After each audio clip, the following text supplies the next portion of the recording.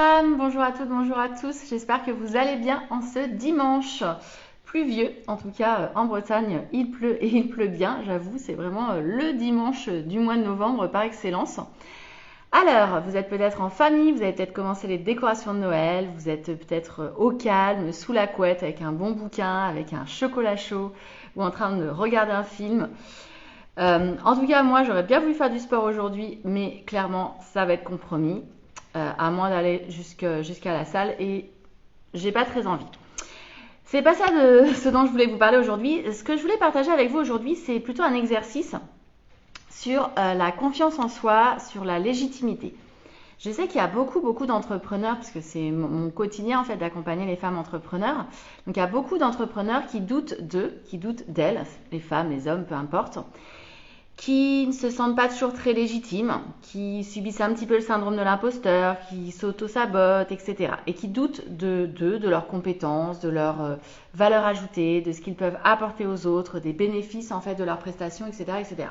Et du coup, c'est un frein continu pour développer, pour être bien. Et quand on est dans le métier de l'accompagnement, il faut d'abord se nourrir soi-même pour nourrir les autres. Ça, c'est ce que j'ai l'habitude de dire.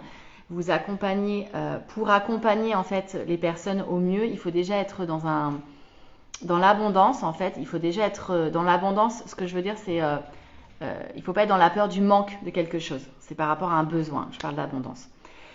Et donc du coup, j'avais envie de partager quelque chose que j'ai envie de refaire moi personnellement. Et donc du coup, je vous le partage. Alors pas que je manque de confiance en moi en ce moment, mais j'ai envie, je ressens le besoin de le faire. Peut-être parce que je viens de recevoir un message extrêmement sympathique d'une personne que j'avais rencontrée il y a quelques années pour échanger sur mon métier et qui me suit depuis et qui, là maintenant, quelques années plus tard, va se reconvertir et qui me donne de ses nouvelles. Et ça me fait vraiment très plaisir, qui me dit qu'elle a acheté mon bouquin, qu'elle va lire un peu plus tard. Et en fait, voilà, recevoir des messages comme ça, simplement, ça me fait tellement de bien, ça me met en joie. Donc je la remercie beaucoup, Anne, pour ce message qui m'a fait énormément plaisir aujourd'hui. Donc, je voulais vous partager ce petit exercice que je fais et que je vais refaire. Pour les entrepreneurs qui parfois doutent d'elles, ce que je vous propose, c'est de reprendre en fait tous les feedbacks de vos clients. Parce que vous savez, on a l'esprit qui nous joue des tours et qui nous raconte pas mal de petites choses négatives. Donc, si vous voulez être factuel, si vous voulez être rationnel, ce que je vous encourage à faire, c'est carrément en fait d'avoir un cahier. Moi, personnellement, j'aime bien avoir un petit cahier où vous allez en fait reprendre tous les feedbacks de vos clients depuis X temps. Ça peut être depuis le début en coaching, par exemple, si vous faites du coaching ou de la formation. Mais j'aurais envie de dire, peu importe, vous vendez n'importe quel produit, les avis que vous avez eus.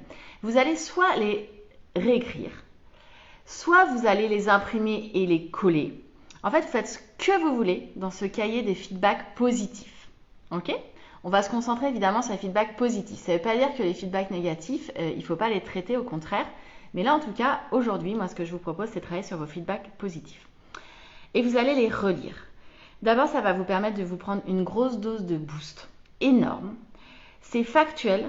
Vous n'avez pas mis un couteau sous la gorge à vos clients pour qu'ils vous disent ça. Donc, acceptez et recevez les compliments. Donc, ça va vous faire du bien. Ça va augmenter votre confiance en vous. Et puis, il y a quelque chose aussi de très intéressant à faire dedans. Vous allez analyser, vous allez fluoter par exemple les mots-clés en fait qui reviennent. En quoi vous avez contribué à transformer la personne que vous avez accompagnée? Qu'est-ce que vous avez aidé à changer dans sa vie? Quels ont été les grands déclics, les grandes prises de conscience pour elle? Quelles ont été ses grandes actions? Vous allez en fait vraiment souligner les changements les plus importants, les besoins qui ont été nourris grâce à par exemple cet accompagnement. Et ça va vous servir pour vérifier que vos offres sont en adéquation, toujours aujourd'hui, avec les besoins réels de vos clients, ou s'ils ne le sont pas ou pas complètement, quelle offre vous pourriez bâtir pour répondre spécifiquement à ces besoins. Et c'est en étudiant les feedbacks de vos clients que vous allez trouver les réponses aux besoins véritables du marché. Et c'est comme ça que vous pourrez créer des offres qui répondent aux besoins du marché. Honnêtement, ce que je vous lis, c'est une petite pépite. Ok ? Ça paraît pas grand-chose, je vous assure que c'est d'une puissance énorme d'un point de vue de la confiance en soi, pour se sentir légitime, pour comprendre la valeur ajoutée qu'on a et pour pouvoir parler concrètement et facilement des bénéfices de ces offres. Parce que vous aurez ces témoignages. Et au passage, je vous invite à partager un maximum les feedbacks et les témoignages de vos clients parce que c'est ce qui parle le plus aux personnes. Alors, vous pouvez avoir un écrit, ça c'est la moindre des choses, mais vous pouvez également demander une audio ou encore mieux une vidéo. Je sais que ce n'est pas facile d'obtenir des vidéos, mais vous serez surpris qu'en demandant, vous verrez qu'il y a un certain nombre de personnes qui ont été tellement contents en fait de travailler avec vous, qui vont vous faire ce cadeau et qui vont vous l'offrir en échange de façon très simple en fait et de façon très spontanée. Et vous serez, moi je sais que je suis assez surprise à chaque fois quand je demande et on me dit mais pas de problème, je te fais une petite vidéo avec grand plaisir. Et du coup c'est vraiment génial parce que effectivement c'est d'abord pour moi de recevoir cette vidéo, d'écouter les messages, etc. Je m'imprègne de ce qui s'est passé pour la personne et c'est extrêmement précieux. Et en plus, je trouve que pour les prospects, pour aider les personnes à se décider, rien de tel qu'un témoignage vidéo parce que de toute façon, on sent l'authenticité, la sincérité des personnes. Les personnes ne mentent pas, elles racontent vraiment ce qu'elles ont vécu et ce qu'elles ont envie de raconter.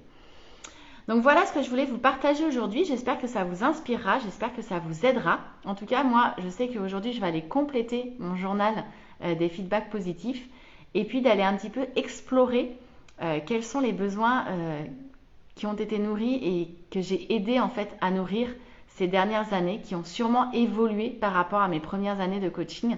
Et j'ai envie de suivre et de comprendre cette évolution parce que je pense que ça va me donner de nouvelles idées pour 2023 et ça va me permettre de me nourrir. Voilà, et bien sur ce, je vous souhaite un très beau dimanche, très belle fin d'après-midi. Profitez bien, ressourcez-vous bien et à demain pour le live du lundi. Ciao, ciao!